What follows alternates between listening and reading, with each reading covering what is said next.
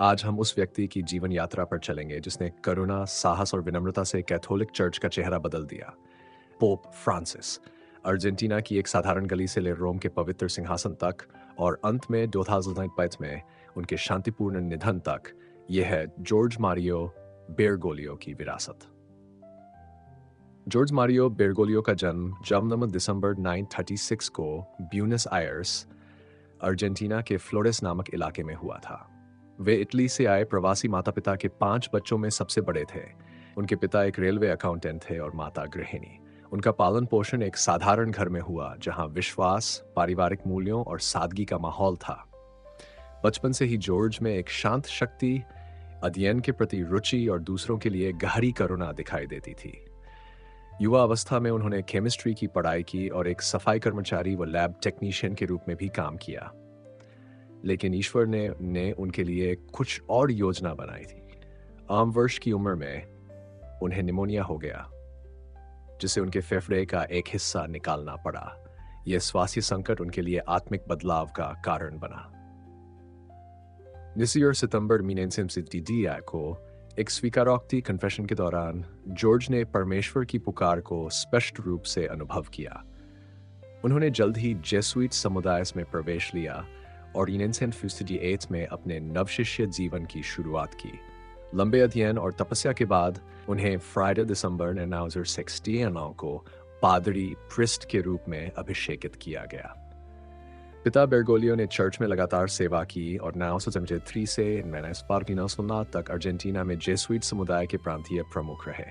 वे सादगी से जीवन जीते थे, सार्वजनिक बस से यात्रा करते और गरीबों की बस्तियों में सेवाएं देते थे। 1999 में उन्हें सहायक बिशप नियुक्त किया गया। बिशप नियुक्त की औसत में वे ब्यूनस आयर्स के आर्क बिशप बने। वे गरीबों, पीड़ितों और उपेक्षितों के सच्चे संरक्षक थे। दिल में पोप जॉन पॉल द्वितीय ने उन्हें कार्डिनल बनाया। उन्होंने कभी पद और वैभव की चाह नहीं रखी। एक छोटे से फ्लैट में रहते और अपना खाना स्वयं बनाते। जब पोप बेनेडिक्ट 16 ने इस्तीफा दिया, तब चर्च और दुनिया में अनिश्चितता का माहौल था। लेकिन 2 मार्च 2002 को कार्डिनल जॉर्ज बेरगोलियो को कैथोलिक चर्च के 266वें पोप के रूप में चुना गया।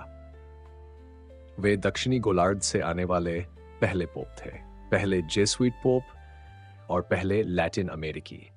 उन्होंने अपना नाम फ्रांसिस चुना, प्रेरित होकर संत फ्रांसिस असीसी से, जो शांति और गरीबों के संत माने जाते हैं।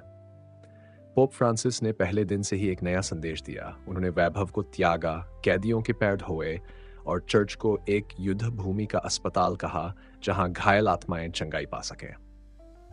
पोप फ्रांसिस ने चर्च को दुनिया के दर्द के करीब ला दिया। उन्होंने गरीबों के लिए आवाज उठाई, लाउदातो si नामक दस्तावेज के माध्यम से जलवायु परिवर्तन पर चेतावनी दी और अन्य धर्मों व संस्कृतियों के साथ संवाद की पहल की।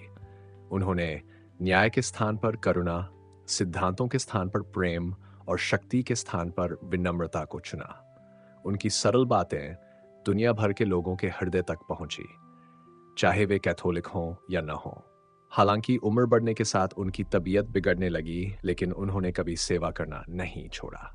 यूरोपीय की शुरुआत में पोप फ्रांसिस को निमोनिया और सांस लेने में कठिनाई के कारण अस्पताल में भर्ती कराया गया। वे कुछ समय बाद अपने निवास कैसा संता मार्ता लौटे, लेकिन स्थिति बिगड़ती चली गई। अस्टर मंडे, 3 अप्रैल 2008 को सुबह 7:05 बजे उन्हें स्ट्रोक और दिल का दौरा पड़ा और वे शांतिपूर्वक स्वर्ग सिधार गए। उस समय वे 8 वर्ष के थे। दुनिया भर में शोक की लहर दौड़ गई। विभिन्न धर्मों, देशों और संस्कृतियों ने एक स्वर में उन्हें श्रद्धांजलि दी, एक ऐसे पोप को जो शांति, विनम्रता और करुणा का प्रतीक थे। अपने जीवन की तरह ही उन्होंने अपनी मृत्यु की तैयारी भी सादगी से की थी। उनकी वसीयत के अनुसार उनका अंतिम संस्कार हॉन्ट पीटर्स बसिलिका में हुआ, जहां हजारों लोग उन्हें अंतिम श्रद्धांजलि देने आए।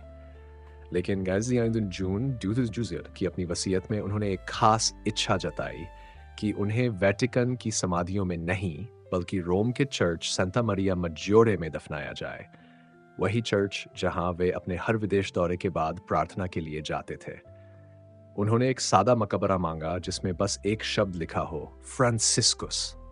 पोप फ्रांसिस सिर्फ एक पोप नहीं थे, वे एक सेतु थे ईश्वर और मानवता के बीच। वे एक मरहम थे पीड़ित आत्माओं के लिए।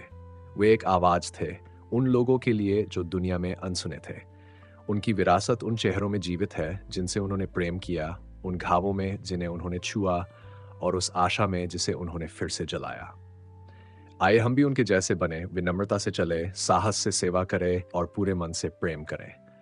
आपका धन्यवाद कि आपने हार्ट्स ऑफ फेथ को देखा। यदि पोप फ्रांसिस की ये यात्रा आपके दिल को छू गई तो कृपया इसे लाइक करें, शेयर करें और सब्सक्राइब करें, ऐसे ही और प्रेरणादायक विश्वास के संदेशों के लिए।